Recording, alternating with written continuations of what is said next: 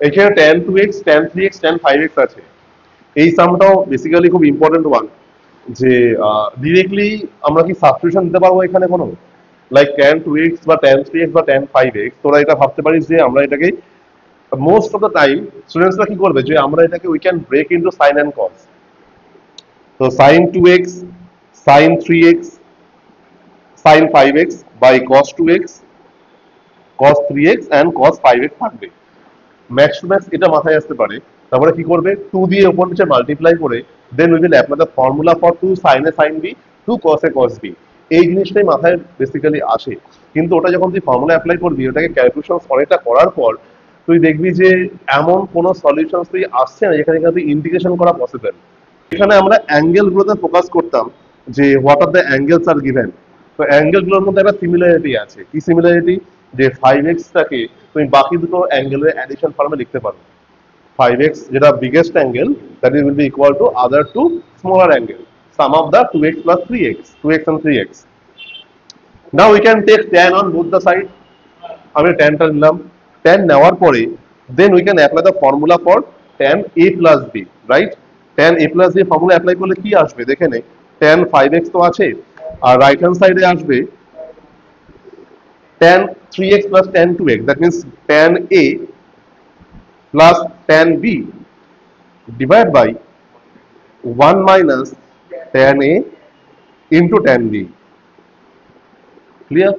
তো এটা তো চলে আসলো। এখান থেকে বলি স্যার তাহলে ইন্টিগ্রেশন কি করে আসবে, আসবে দেখে নাও কিভাবে আসে। Now we can do the cross multiplication. এখানে মাল্টিপ্লাই করবো আমি। তো মাল্টিপ্লাই করলে আসবে tan 5x minus tan 5x tan 3x tan 2x equals to tan 3x plus tan 2x. Cross multiply will give you this one only. So equal to, now I will take tan 5x over there minus tan 3x minus tan 2x, and the product one will be in the right hand side only. That will be tan 5x tan 3x tan 2x. So now we can see that tan 2x tan 3x tan 5x has occurred always আমাদের চলে এসেছে। তো tan 5x tan 3x tan 2x মানে কি, basically এটা। So now we will apply integration on both the side.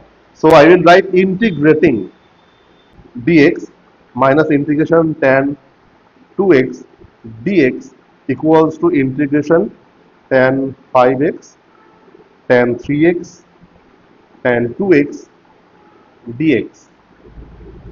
So now what is the integration of tan x? Tan x এর integration কত হবে?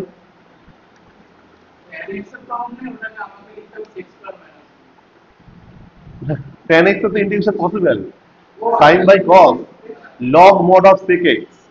তো tan x এর integration লিখে নাও। tan x এর integration log mod sec x হয়। আর যেহেতু x এর মাল্টিপল আছে, অলওয়েজ রিমেম্বার যখনই x এর মাল্টিপল থাকবে সেটার জন্য 1/5 বাইরে আসবে, log mod of sec 5x। tan 3x আছে, তার জন্য 1/3 বাইরে আসবে, log mod of sec 3x। tan 2x এর জন্য 1/2 বাইরে আসবে, log mod of sec 2x plus C. That is the answer.